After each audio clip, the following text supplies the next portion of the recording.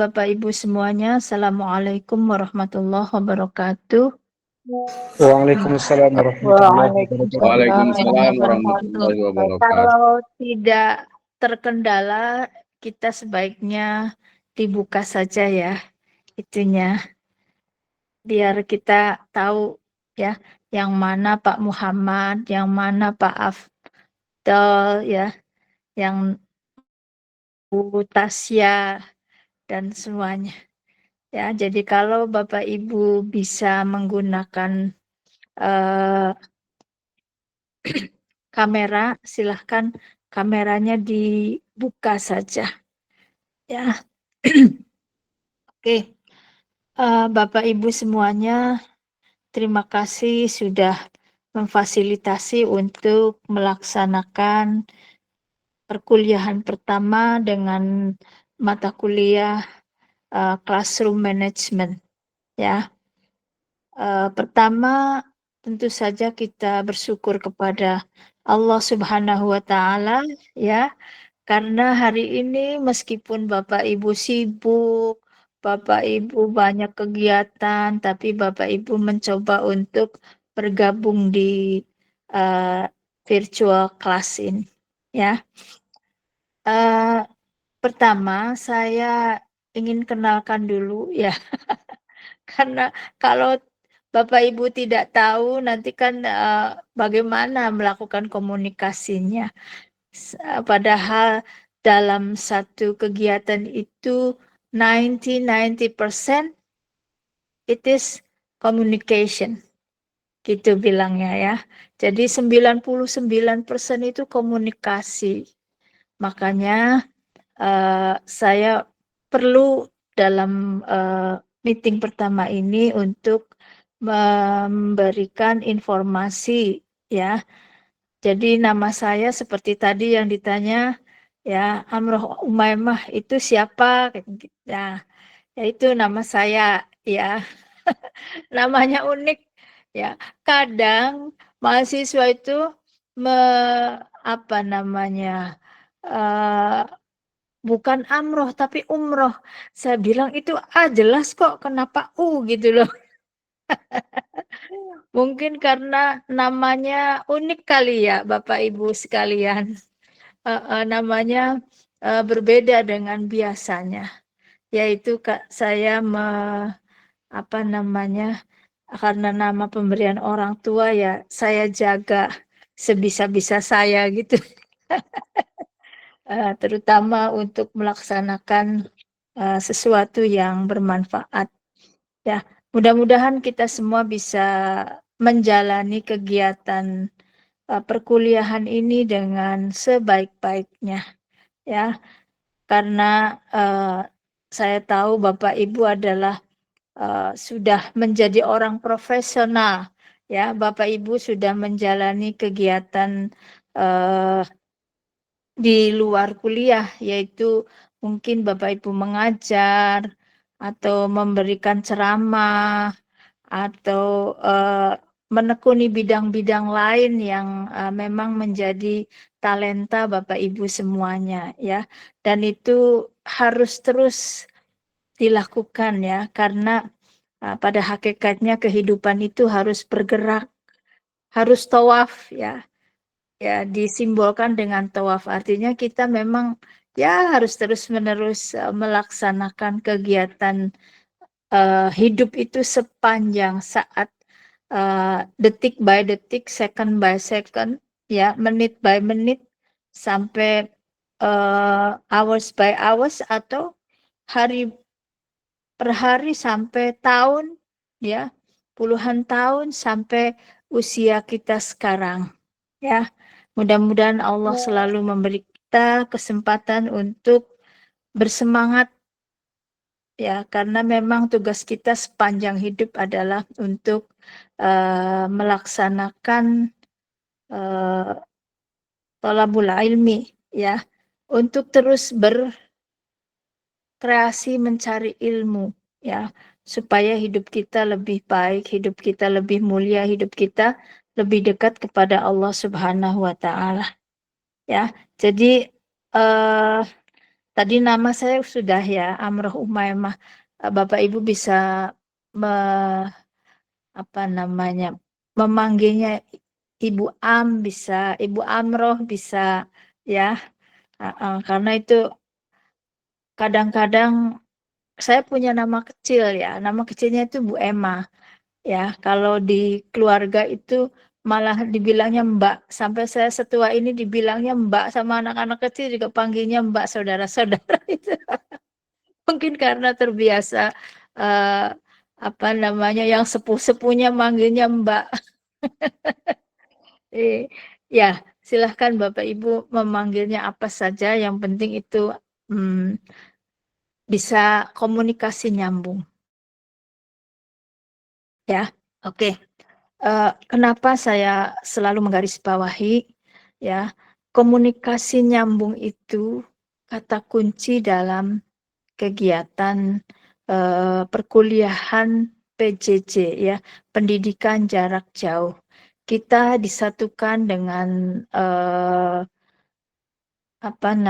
teknologi ya. Kayak virtual class hari ini kita punya sinkronus ya.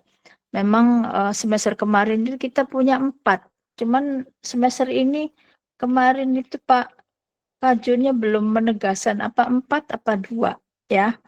Tapi biasanya kebiasaan saya, kalau misalnya dirasa penting banget kita harus bertemu secara virtual, maka saya akan lakukan itu meskipun memang melampaui jatah misalnya. Ya itu kan kalau penting banget itu seperti itu ya.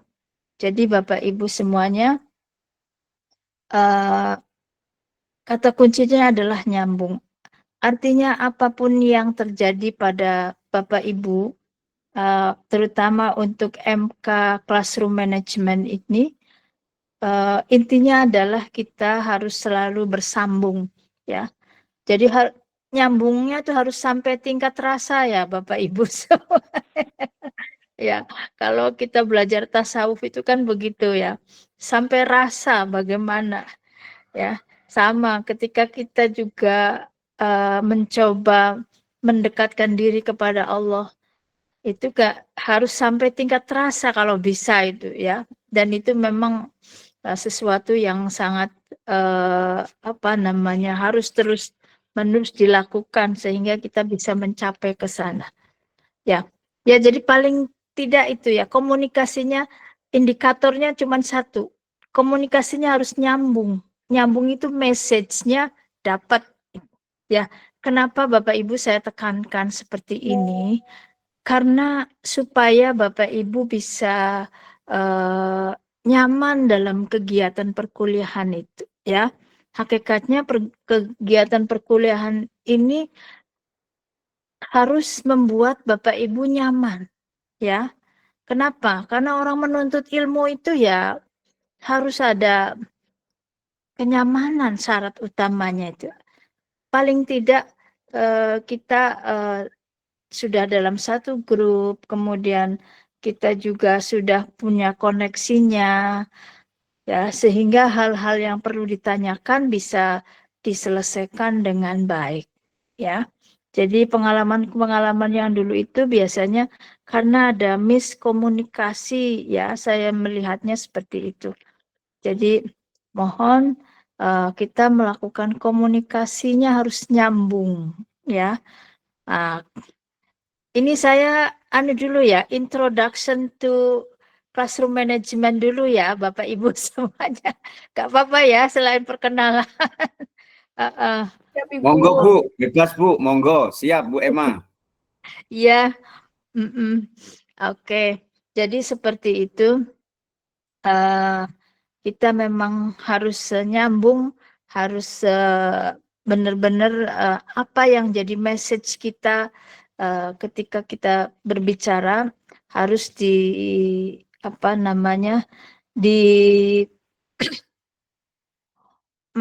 atau mereka memahami apa yang menjadi message-nya. Begitu pula juga Bapak Ibu sekalian. Artinya silahkan kalau menanyakan sesuatu itu sampai dapat ya. sampai dapat, sampai nyambung gitu ya. Jangan sampai misalnya ada mahasiswa di kelas reguler itu kebetulan bimbingan, kemudian dia WA, karena WA di Japri itu kan kadang-kadang kita ini banyak sekali, mungkin sehari ada 40, 50, jadi kita kan sangat sangat susah, kadang sudah sampai di bawah gitu, jadi tidak tercover lagi. Jadi sebaiknya kalau komunikasi itu di grup ya Bapak Ibu semuanya, kalau komunikasi kita di grup sehingga teman-teman yang lain juga mungkin yang Bapak Ibu tanyakan itu menjadi bagian dari yang ditanyakan oleh teman-teman yang lain yang jumlahnya 39. Ya, jadi kita sudah punya itunya ya Bapak Ibu ya semuanya. Punya grup kelasnya ya. Kita sudah punya grup kelas, alhamdulillah. Oke. Nah, kemudian ya, saya ini sebenarnya dengan Pak Kajur itu satu home base ya. Dengan Kajur PJJ itu satu home base. Ya. Jadi saya berada di jurusan TBI, Tadris Bahasa Inggris ya. Dengan Pak Zaki itu Tadris Bahasa Inggris. Kebetulan saya yang mengelola jurusan TBI ya, itu di kelas reguler. Kita belum punya kelas PJJ Tadris pendidikan bahasa Inggris itu. Ya, Tadris Bahasa Inggris itu belum punya PJJ, jadi masih kelas reguler. Kebetulan Pak Zaki juga mengajar di TBI karena home base-nya adalah dosen TBI. Ya. Kemudian saya pernah kuliah di Malang. Ya, mungkin ada Bapak Ibu yang daerah sekitar Malang, ya. Adakah? Atau mungkin daerah Jawa Timur yang lainnya, ya, yang satu kelas ini? Di Malang nggak ada, Bu. Nggak ada. Adanya mana? Ya, nanti kita kenalan Kita kenalan satu persatu biar saya bisa tahu area Bapak Ibu itu di mana. Ya, karena itu penting ya. Karena itu penting karena bagian dari pengelolaan kelas ya. Jadi kita bicara classroom management, manajemen kelas ya. Nah, tetapi coba kita buka lagi ya. Kita breakdown lagi bahwa manajemen kelas sekarang apakah kelas itu hanya ada di ruangan atau mungkin bisa juga kelas itu ada di halaman sekolah misalnya, atau kelas itu seperti sekarang ini kita virtual class ya. Ya, jadi kita perlu memahami ke sana juga ya. Kita perlu memahami bahwa manajemen kelas itu ya kita harus perjelas kelasnya kelas yang ada di mana. Itu kan ya. Meskipun pada awalnya kita belajar tentang manajemen kelas yang kelas konvensional ya, kelas yang biasa kita hadapi di ruang-ruang belajar yang memang sudah menjadi kebiasaan kita dalam kegiatan pendidikan selama ini ya. Oke, jadi nanti kita juga belajar bagaimana manajemen kelas siber itu ya. Mungkin nanti ada diskusi itu ya, mungkin ada diskusi itu. Oke, jadi saya itu sebenarnya dosen TBI ya sekaligus kajur TBI yang juga mengajar banyak kesamaan dengan MK di PAI ya. Kayak misalnya TEFL ya, itu bagaimana kalau di PAI kan ada pembelajaran PAI ya atau micro teaching PAI ya, kalau di TBI micro teaching TBI, kalau ada juga MK Classroom Management TBI juga ya. Jadi konsepnya konsep pembelajaran bahasa ya. Kalau ini konsepnya adalah konsep pembelajaran pendidikan agama Islam ya. Jadi kontennya yang berbeda, tapi hakikatnya konsep, teori dan prakteknya itu sama, hanya kita berbeda konten ya. Oke. Jadi Bapak Ibu kita hanya 2 SKS ya. 2 SKS untuk semester ini ya, jadi semester 5 ya Bapak. Bapak Ibu sebentar lagi tuh ya, semester 5, semester 6, semester 7. Ya. Artinya Bapak Ibu harus semangat terus, jangan sampai perkuliahannya tertunda ya. Nah, kemudian saya ingin menginjak ke konten pembelajaran classroom management itu ya.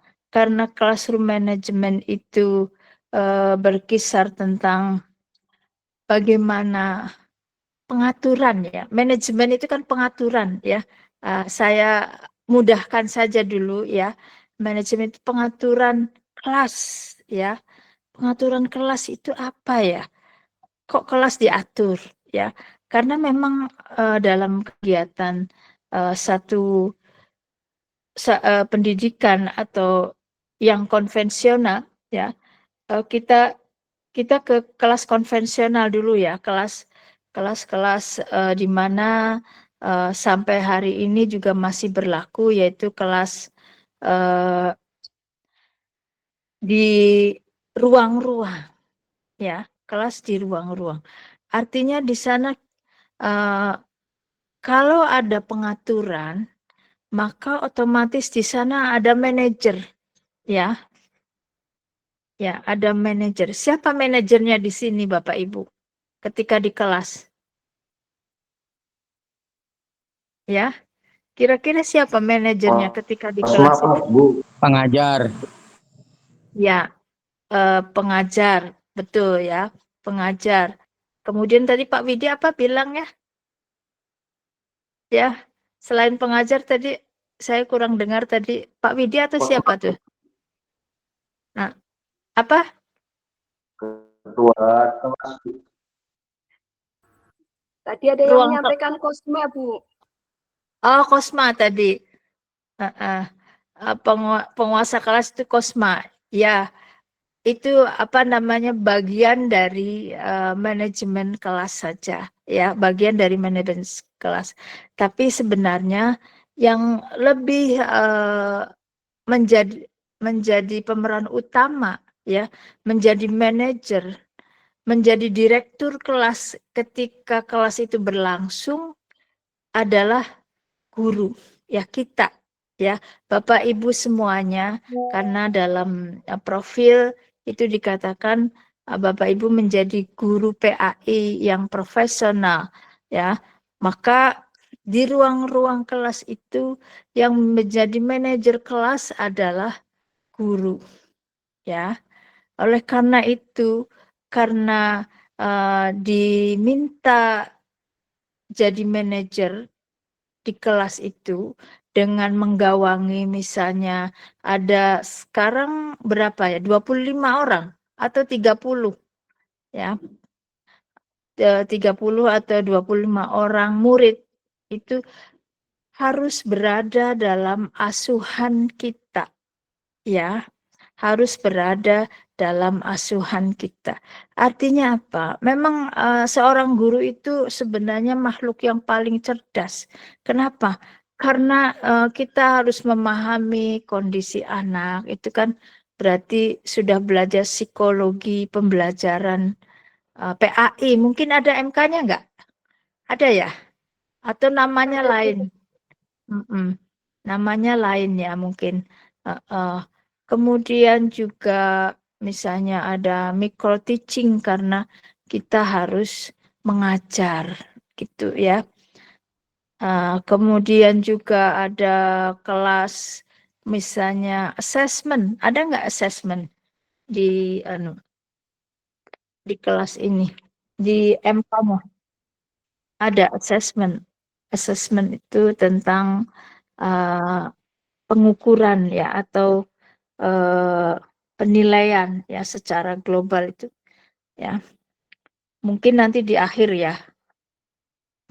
Atau disambungkan dengan MK-MK yang lain. Oke. Jadi Bapak Ibu MK manajemen classroom management itu atau manajemen kelas ya itu sebenarnya sudah Bapak Ibu lakukan ya. Karena saya yakin Bapak Ibu di sini semuanya mengajar toh ya. Iya kan? Bapak Ibu Ya, semuanya Bu. mengajar. Ya jadi Bapak Ibu sebenarnya sudah dapat ilmunya, hanya mungkin teorinya belum belum kena ya. Atau bisa jadi Bapak Ibu sudah melakukannya dengan baik sehingga antara praktek dan teori itu nyambung ya karena hakikatnya pembelajaran itu kan seperti itu antara praktek dan teori itu sudah nyambung. Ya, jadi MK Classroom Management itu adalah prakteknya Bapak Ibu sudah melakukan ya. Prakteknya Bapak Ibu sudah melakukan, sudah mencoba misalnya ada komunikasi dengan murid-murid ya. Ada misalnya kadang guru memerintahkan untuk kelasnya dibersihkan dulu atau ruangnya atau meja kursinya dibuat melingkar ya. Makanya sekarang meja kursi itu kan kecil-kecil ya. Atau mungkin di tempat ibu bapak masih ada yang gede-gede ya. Maksudnya supaya seperti itu. Kadang murid-murid kan bosan juga ya. Jadi kita perlu manajemen ruangannya seperti apa sehingga bisa tergambarkan kenyamanan mengajar maupun belajar ya. Apalagi mereka itu belajar dalam kondisi berapa mapel Bapak Ibu di sekolah? Berapa mapel dalam sehari? 3 mapel mungkin ya? 4 mapel, Bu. 4 mapel, ya. Ya itu apalagi 4 mapel itu ya. Jadi memang butuh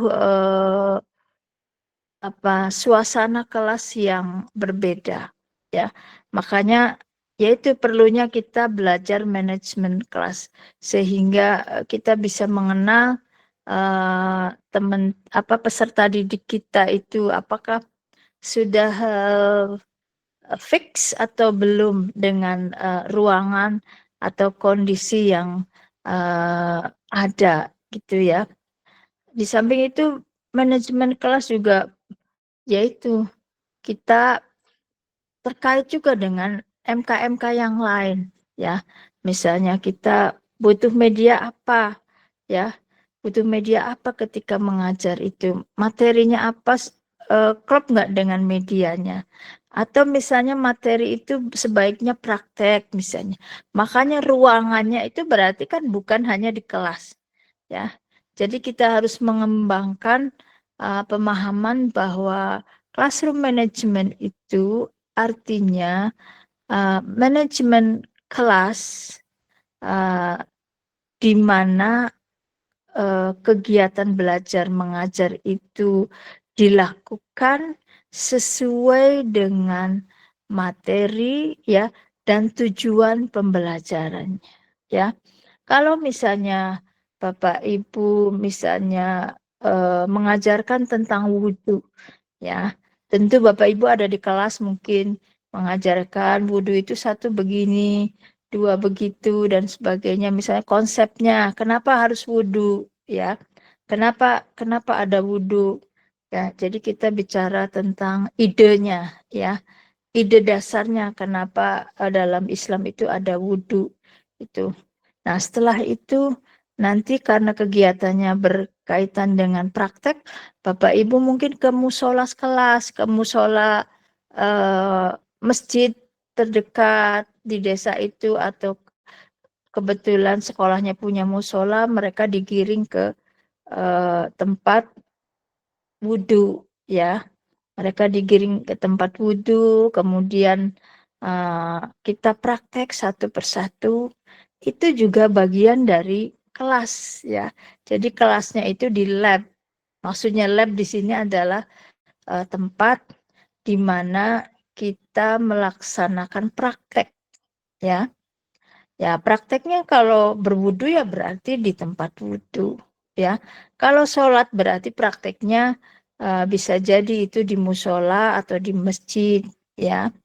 Kalau olahraga praktek berarti ya prakteknya di luar itu ya, maksudnya di lapangan atau di tempat di mana memang biasa terselenggara kegiatan olahraga ya. Jadi kita harus meluaskan apa itu konsep manajemen kelas ya. Jadi tergantung situasinya. Tergantung situasi yang muncul dalam kegiatan pembelajaran. Jadi kelas kita itu ternyata berarti ada di mana-mana ya Bapak Ibu semuanya. Kelasnya ada di mana-mana sehingga kita harus terus mengenal dan mengembangkannya ya sesuai dengan yang kita laksanakan itu. Kemudian untuk MK ini berarti ada sinkronus, ada asinkronus. Saya begini ya, Bapak Ibu sekalian, karena kita ini ada asinkronus, nanti asinkronus itu saya memberikan tugas sesuai dengan RPP yang akan saya share nanti ya. Nanti setelah ini ya ada beberapa buku yang belum saya masukkan ya. Jadi saya belum share dulu ke Bapak Ibu semuanya ya. Jadi itu kan ada yang namanya ini ya, Bapak Ibu ada yang namanya kegiatan UTS ya. Ada yang namanya kegiatan UTS dan ada yang namanya kegiatan UAS ya. Nah, saya lebih cenderung Bapak Ibu pengen saya dari awal nih ya. Bapak Ibu mengenal kelas Bapak Ibu yang selama ini dipegang ya. Mungkin Bapak Ibu ada yang mengajar di Sanawiyah, ada yang mengajar di Aliyah, atau ada yang mengajar di pondok, atau ada yang mengajar di Ibtidaiyah ya. Jadi saya ingin Bapak Ibu mengenal kelasnya. Apapun model kelasnya ya. Apapun model kelasnya yang Bapak Ibu temui. Nah, itu saya ingin Bapak Ibu menulisnya menjadi suatu penelitian ya. penelitian, artinya menjadi bagian dari penelitian Bapak Ibu yang nanti ya Bapak Ibu bisa mendapatkan inspirasi dari penelitian Bapak Ibu ini untuk bahan menyelesaikan skripsi, ya. Itu. Jadi nanti tugas akhir itu ya, ini ada 39 mahasiswa. Jadi tugas antara tugas UAS dan UTS itu akan bersambung, ya. Artinya begini, kalau Bapak Ibu, jadi ada dua, yang satu itu tugasnya adalah, artinya milih ya, bukan berarti dua-duanya dia. Yang satu penelitian, ya, yang satu penelitian, kemudian yang kedua Bapak Ibu membuat video, ya, membuat video terkait ya manajemen kelas yang Bapak Ibu selesaikan di ruang-ruang yang selama ini Bapak Ibu sudah membidiknya, ya. Oke, jadi kenapa? Karena saya tidak mau Bapak Ibu belajar teori, tapi Bapak Ibu tidak masuk dalam prakteknya. Ya, jadi kita ingin dari teori itu ada hal yang bisa kita praktekkan, ya. Atau Bapak Ibu sudah praktekkan selama ini. Makanya saya ingin kalau Bapak Ibu tertarik dengan membuat konten, silahkan nanti Bapak Ibu membuat konten manajemen, classroom management di kelas apa gitu, misalnya di kelas 1 atau di kelas 2 atau di kelas 3 atau di kelas berapa, ya. Silahkan. Atau Bapak Ibu membuat penelitian. Jadi saya ingin satu kelas ini yang membuat konten itu paling ini 39 atau 49 ya? 39 Ibu. Ya, 39 berarti saya ingin ya 28 mahasiswa itu membuat penelitian, sedangkan sisanya itu boleh membuat video tentang classroom management di kelas masing-masing, ya. Tentu saja nanti ada Ibu akan memberikan panduannya, ya. Ya, jadi tugasnya itu satu di ini. Kenapa saya UAS UTS dulu ya. UTS-nya itu nanti Bapak Ibu membuat kerangka untuk menyelesaikan tugas UAS. Ya. Jadi kalau misalnya Bapak Ibu ingin oke, saya penelitian, saya mau meneliti, jadi mau meneliti kelasnya, ya, kelas yang saya ajar ini seperti apa gitu ya. Ketika melaksanakan kegiatan belajar mengajar, berarti itu kan otomatis kita melaksanakan kegiatan classroom management, ya, Bapak Ibu sekalian. Nah, itu nanti jadi sebenarnya dua-duanya tugas itu sama tentang classroom management. Hanya yang satu itu dibuatkan video, yang satu dibuat tulisan. Itu, ya. Yang satu dibuat tulisan. Ya, nanti semuanya akan saya pandu, tidak asal Bapak Ibu membuatnya gitu ya. Tapi insya Allah akan saya pandu. Dan saya yakin Bapak Ibu juga sudah pernah melaksanakan tugas penelitian, ya.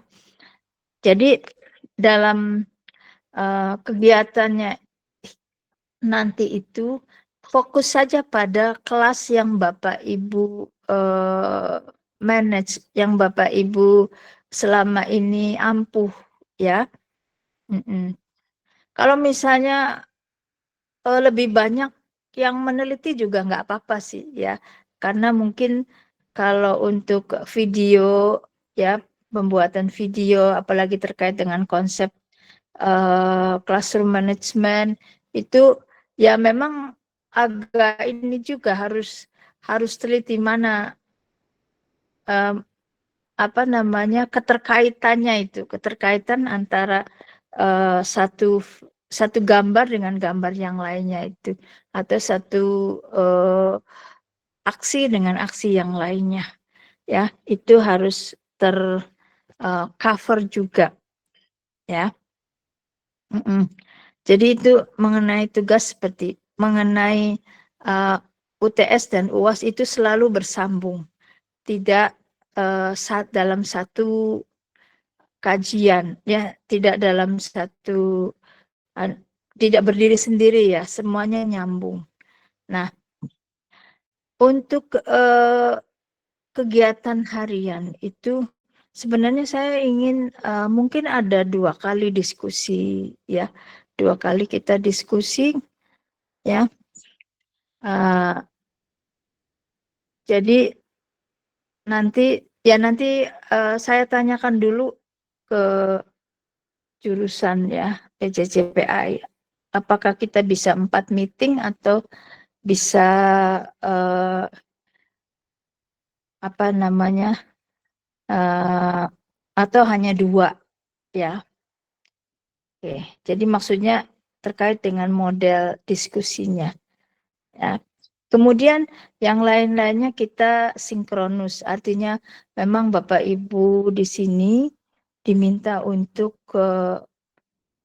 banyak menyerap referensi terkait dengan tugas-tugas yang kita selesaikan ya. Nah,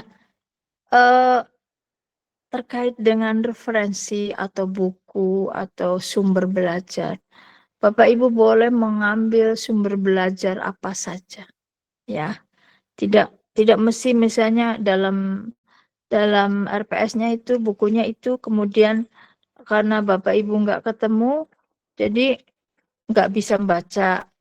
Silahkan baca saja dari yang lain-lain ya. Jadi saya bebas untuk Bapak Ibu untuk membaca buku-buku yang terkait dengan classroom management ya.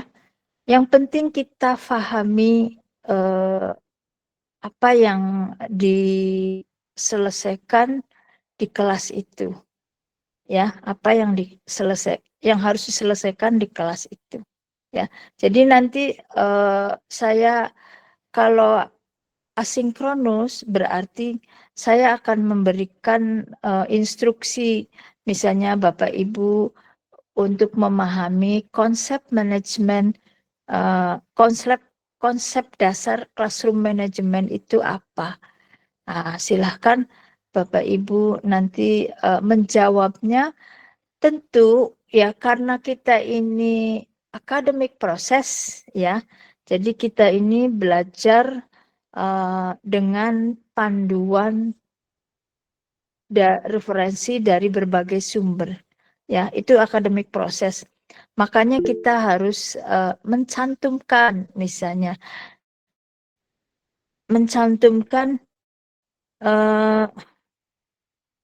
apa namanya referensi ya, referensi yang Bapak Ibu pakai ketika untuk menjawab atau memahami ide atau konsep yang ditugaskan dalam kegiatan keseharian kita ya.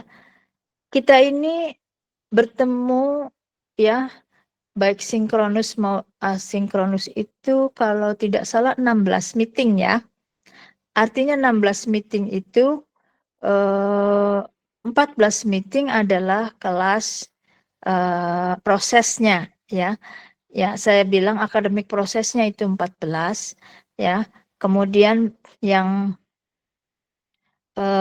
duanya itu sebagai bagian dari assessment ya.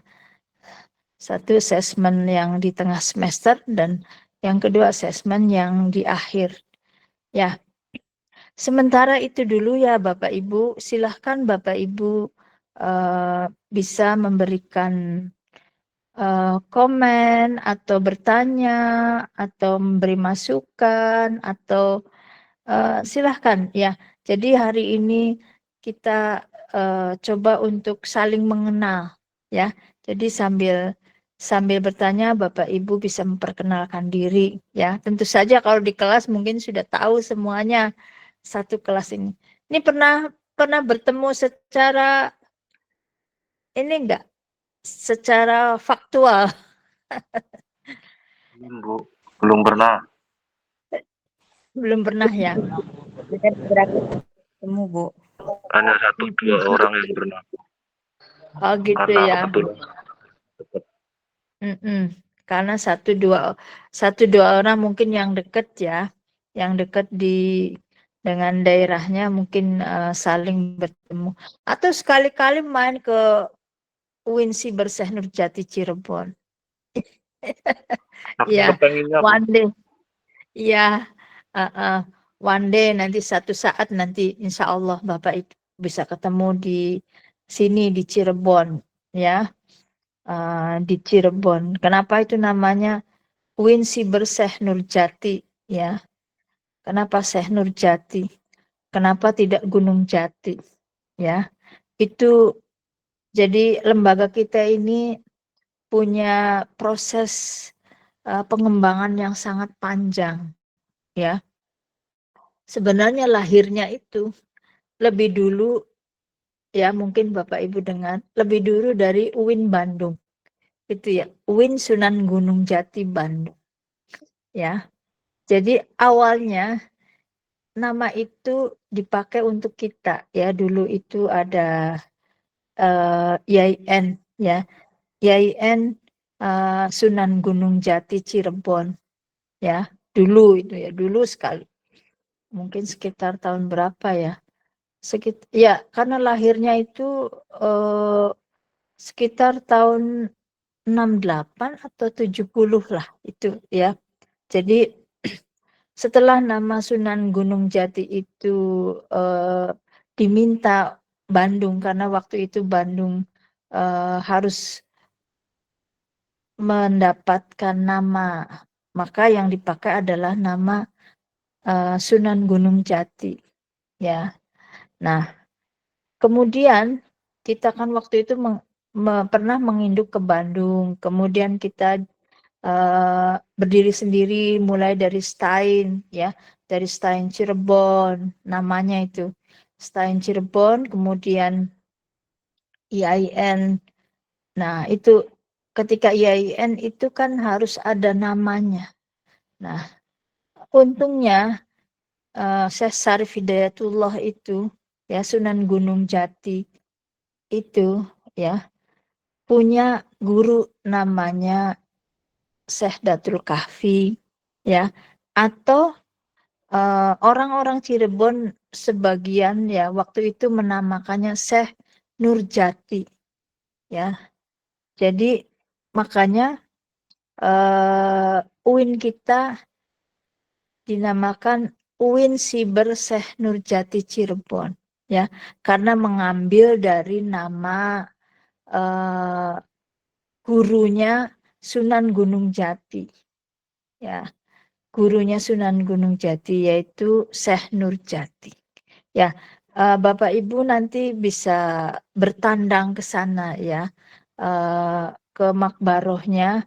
Kebetulan lembaga kami juga pernah melaksanakan kegiatan ya, ulang tahun lembaga itu mengadakan ya sarasehan di sana di tempat di makbarohnya, kebetulan ada masjidnya, jadi kita melaksanakan seminar di sana tentang bagaimana kiprahnya Syekh Nurjati Cirebon terhadap peningkatan pendidikan agama Islam di wilayah-wilayah sekitar. Dan ternyata menarik sekali Bapak Ibu ya. Jadi kalau ke Cirebon, jangan lupa ke Makbaroh Syekh Nurjati ya. Itu kan berdampingan ya. Mungkin Bapak Ibu yang di Cirebon tahu ya. Artinya kalau Syekh Nurjati itu sebelah kanan, kalau Sunan Gunung Jati itu sebelah kiri ya.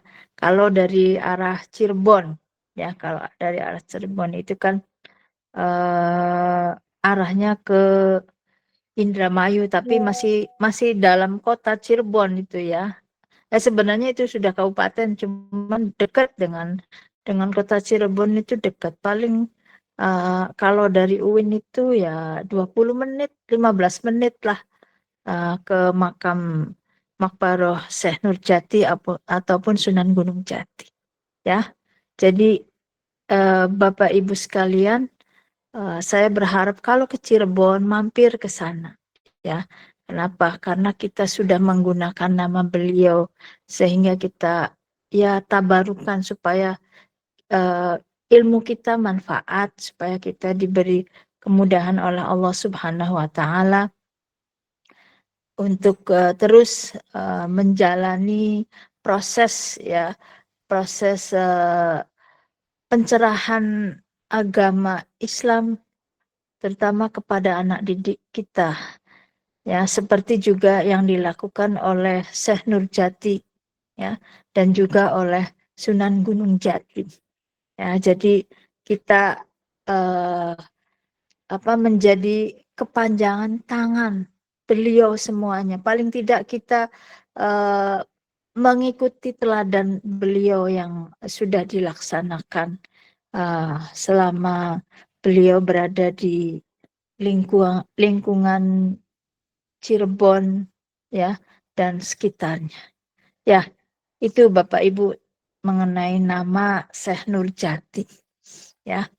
Silakan sekarang kalau tadi Ibu ya yang introduction, sekarang silahkan Bapak Ibu barangkali ada yang ingin ditanyakan atau nanti kita sambung dengan perkenalan ya, karena saya ingin tahu di mana Bapak Ibu tinggal gitu ya.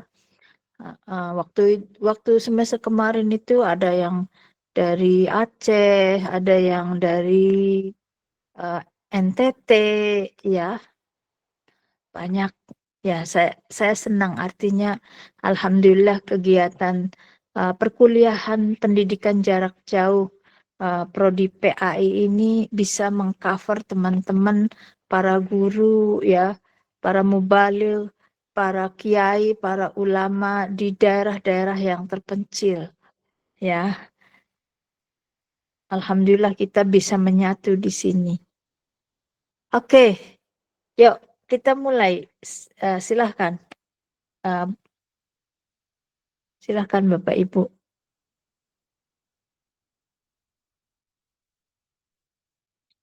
Atau dimulai perkenalan dari Kosmanya. Sekaligus kalau ada pertanyaan atau masukan tinggal ya. Silahkan. Maaf Ibu, Pak Kosmanya sedang izin mau ada acara begitu tadi. Oh gitu. Ya sudah. Wakil Kosmanya. Sekarang pengurusnya dulu. Silahkan saling memberikan ya support ya. Silahkan. Ya pengurusnya dulu, pengurus kelas. Nanti baru itu anggota kelas. Atau siapa aja silahkan ya. Oh ya, teman-teman nanti kalau sudah selesai, saya ingin dokumentasinya ya. Saya ingin dokumentasinya dan Bapak Ibu harus dibuka kameranya ya, harus dibuka kameranya karena itu kan bagian dari laporan kegiatan perkuliahan. Karena kita ini kuliahnya adalah kuliah daring ya. Maka yaitu model pelaporannya itu seperti itu, ya, seperti Mohon itu. izin, Bu. Ya, silahkan Oke, Bapak Ibu. kebetulan saya wakil kosum, Bu. Mm-mm. Nama saya Muhammad Silmi Kafah, panggilan Silmi, asal dari Riau, Bu. Oh ya, Terus mengajar di Pondok Pesantren Nawawi Jamil di Kota Duri, Kabupaten Bengkalis, Provinsi Riau. mm-mm. Demikian, Ibu. Terima kasih. Iya. Berarti di pesantren itu ada sekolah formalnya Ada, Bu, atau MTS dan MA. Bapak Pak Muhammad Pak siapa, mohon maaf Silmi, Bu, Pak Silmi. ya, Pak Silmi ngajar di dua-duanya. Di dua-duanya, Bu. Alhamdulillah. Ya, oke ya, terima kasih yang sudah banyak berdiri pondok pesantren. Itu kan satu hal yang harus kita terus perjuangkan, ya. Monggo, itu Pak Nur ya. Silahkan. Assalamualaikum warahmatullahi wabarakatuh. Waalaikumsalam warahmatullahi wabarakatuh. Perkenalkan Bu, nama saya Nur Fadli.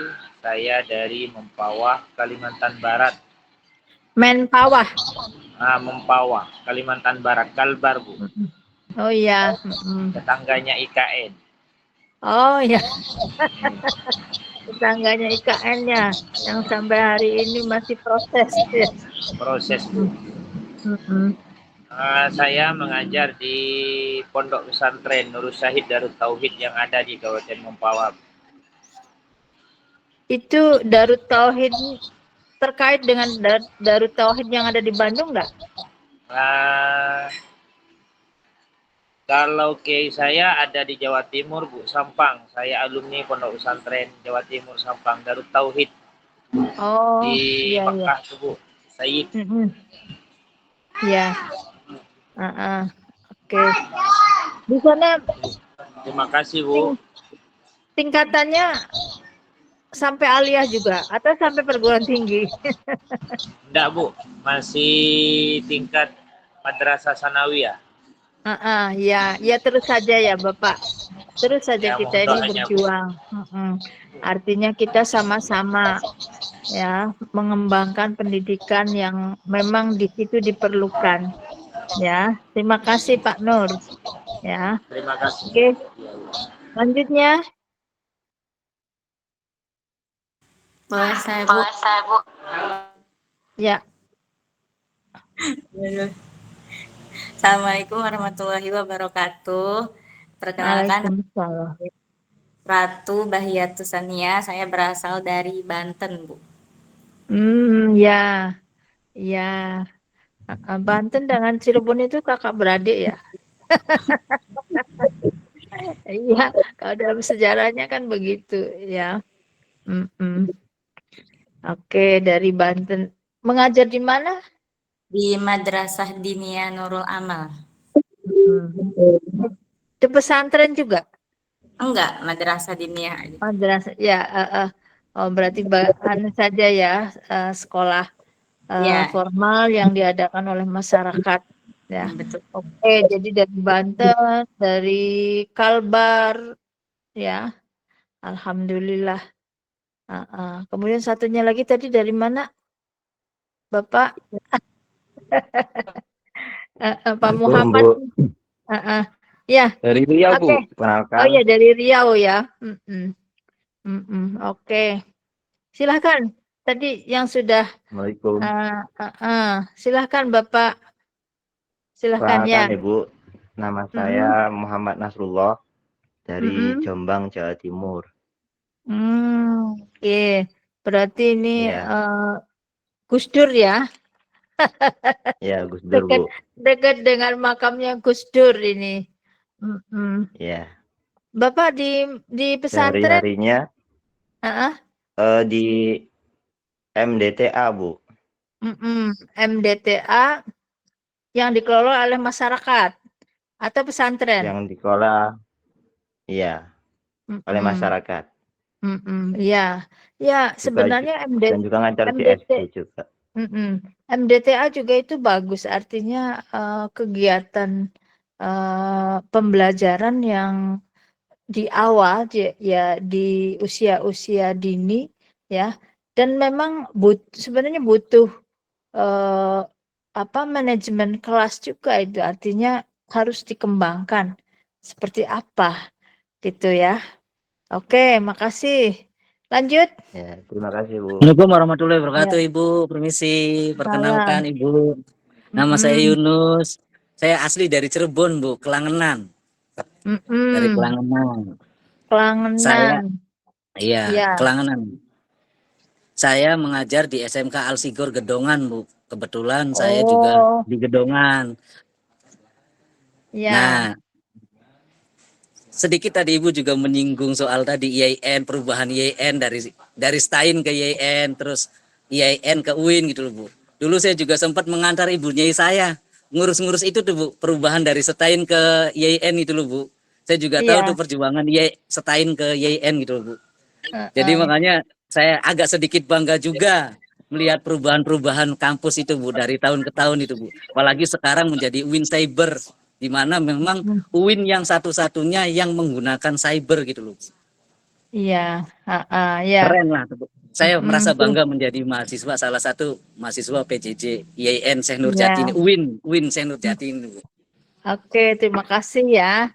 Terima kasih ya. Memang kalau kita tahu prosesnya, apalagi kita ikut terlibat di situ, kayaknya hati ini kalau melihat perubahannya sekarang, Masya Allah, benar-benar kita ini diberi kesempatan untuk melakukan terus perbaikan ya. Begitu juga Bapak Ibu ya, lembaga Bapak Ibu semuanya. Kalau kita mau, insya Allah ada jalan gitu. Terima kasih Pak. Berarti Ya, tinggalnya sekarang di sana di Asilgor atau bolak-balik ke Kelangenan? saya bolak-balik sekarang sih Bu, karena saya sudah mempunyai istri. Dulu saya sebelum punya istri, saya tinggal di sana. Saya sekarang bolak-balik. Ya nggak apa-apa, punya istri di sana juga lebih enak. Ya, Ya. harusnya sih mau Bu. Ya lumayan ya, dari Lumayan, Kelangenan Bu. ke apa tuh Gedongan namanya? itu Bu. Dongan ya. Itu di ujung Cirebon. Di Betul, ujung ke ujung Cirebon Ibu. menuju Jawa Tengah ya, meskipun ya, tapi karena sudah hari-harinya jadi sangat menyenangkan ya. Betul Bu. Enjoy di Oke. perjalanan itu Bu. Terima kasih Pak Yunus. Ya, Lanjut. sama-sama Ibu. Lanjut saya Bu. Yap. Silahkan. Perkenalkan nama saya Alfiedi Bu. Asal dari Padang Pariaman, Sumatera Barat Bu. Oke, nah ini dari Padang ya. Tadi ada dari Riau, dari Padang, dari Kalbar, ya, dari Jombang tuh. Berarti saya tidak salah duga ya, teman-teman semuanya berasal dari seantero Indonesia, ya. Jadi hakikatnya Indonesia itu dibangun oleh Bapak Ibu semuanya. Semangat Bapak Ibu belajar menempuh perkuliahan di S1 PAI ya, PJJ PAI ini bagian dari mempertahankan NKRI ya. Oke. Jadi harus terus disupport ya, baik oleh lembaga maupun Bapak Ibu sendiri harus mensupport untuk terus belajar lebih efektif, efisien ya. Di samping Bapak Ibu bekerja, mengajar, tapi Bapak Ibu terus menuntut ilmu ya. Mudah-mudahan sih terus sampai S2-nya kan sudah ada tuh. S2 PJJ. Bahkan waktu itu ada 400. Ya, yang mendaftar tuh 400. Coba bayangkan gimana itu kewalahannya Pak Kajur S2-nya itu ya. Dulu Kajur S2 itu, Kajur S1 PJJ PAI ya. karena harus ada S2 PJJ juga ya. Jadi sebenarnya satu keuntungan bagi Bapak Ibu semuanya ya. Kalau ingin melanjutkan, lanjutkan ya. Karena kalau mau beasiswa ya silahkan diurus beasiswanya itu ya. Sekarang itu kan banyak beasiswa ya. Enggak seperti zaman saya dulu waktu kuliah itu susah nyari beasiswa itu harus lihat informasinya itu sedikit. Kalau sekarang bahkan beasiswa itu sampai disosialisasikan ya, sampai disosialisasikan, sampai orangnya datang ke lembaga-lembaga tertentu. Itu saking apanya, saking beasiswa itu harus habis. Maksudnya harus terpakai oleh orang-orang di periode, misalnya periode sekarang, misalnya harus kita mengambil 200 orang ya harus penuh 200 itu ya. Jadi silakan Bapak Ibu browsing atau buat link ya. Kita ini harus membangun link ya. Contohnya Bapak Ibu ini dalam kelas ini kan dari berbagai. Kita bangun kegiatannya apa ya supaya terus hidup sehingga bisa terus meningkatkan keterampilan kita ya, baik secara keterampilan secara profesional maupun keterampilan hidup yang lain. Ya mungkin Bapak Ibu misalnya punya bisnis apa, silakan. Ini satu kelas ini Dian ya. Misal itu selain kuliah ya, punya link-link seperti itu. Ya, terima kasih.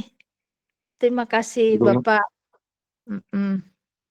Monggo yang lain tadi yang belum.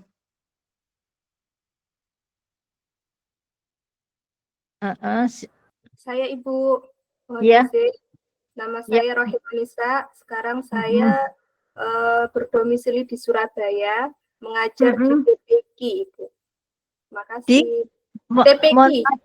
PTQ. TPQ, Taman Pendidikan Al-Quran. Ngaji. Oh, ya. Itu Pak, Taman Pendidikan Al-Qur'annya di masjid atau memang di lembaga masyarakat? Karena saya dari yayasan, jadi ada tempat sendiri gitu, Bu. Di rumah. Iya, jadi milik yayasan ya, jadi dibangun oleh masyarakat. Banyak anak-anaknya, Bu? Kalau dalam satu lembaga itu ada sekitar 100-an, nanti dibagi di 3 tempat. Tapi yang didaftarkan dalam naungan satu, kan kita kan sudah punya surat, sudah punya izin pendirian. Nah, itu membawai tiga lokasi TPQ dalam satu yayasan. Itu sekitar ada 100-an, Bu. Ya, lumayan ya. Ya itu memang cara yang terbaiknya seperti itu. Kita bikin lembaga yang sama tetapi tempatnya mendekat kepada usernya. Ya, siapa usernya? Yaitu anak-anak. Makanya mungkin yang satu di Surabaya Selatan, Surabaya Timur. Seperti itu. Ya baguslah itu ya. Sebagai bagian dari dinamika untuk mengembangkan lembaga. Oke. Terima kasih Bu Rohima ya. Ya, terima kasih Bu. Monggo yang lain yang tadi sudah mengangkat tangan, ini sudah banyak yang raise hand ya. Silakan langsung aja. Untuk waktunya Kimit sudah habis, Bu, maaf. Oh gitu. Ya, Benar Bapak Ibu semuanya, tolong saya kalau itu tuh diingatkan. Sampai jam berapa ya? Saya tadi lupa sih. Sampai 50 menit, Ibu. Ini sudah jam 55 menit. Iya. Oke, Bapak Ibu, terima kasih ya. Nanti perkenalannya dilanjutkan ya. Saya sudah dapat gambaran ternyata Bapak Ibu itu ada dari seluruh Indonesia. Cuman tadi yang Indonesia Timur belum muncul. Ya, mudah-mudahan ada ya. Tadi yang dari Padang sudah ada ya. Kalbar sudah ada, Jawa Timur sudah ada ya. Dan mudah-mudahan nanti ada info-info yang lain sebab saya butuh itu ya. Karena kita kelasnya adalah kelas PJJ. Oke, Bapak Ibu semuanya, mudah-mudahan ini awal dari kegiatan kita ini bisa mendapatkan manfaatnya ya, dan nanti kita bertemu di sesi selanjutnya yaitu kelas sinkronus, mungkin dengan tata yang berbeda, tetapi Bapak Ibu mohon nanti informasi apapun saya akan masukkan di grup kelas ya, misalnya RPS ya, atau kejelasan tugas, karena kalau di LMS barangkali LMS-nya kan sekarang ganti ya Bapak Ibu ya, bukan Dama.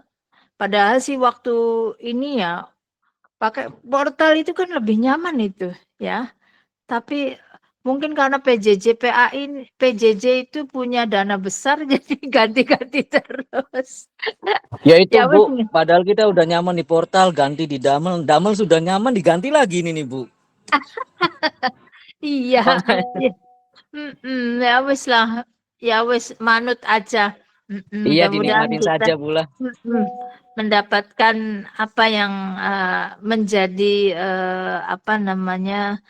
bagian dari proses perbaikan pendidikan jarak jauh.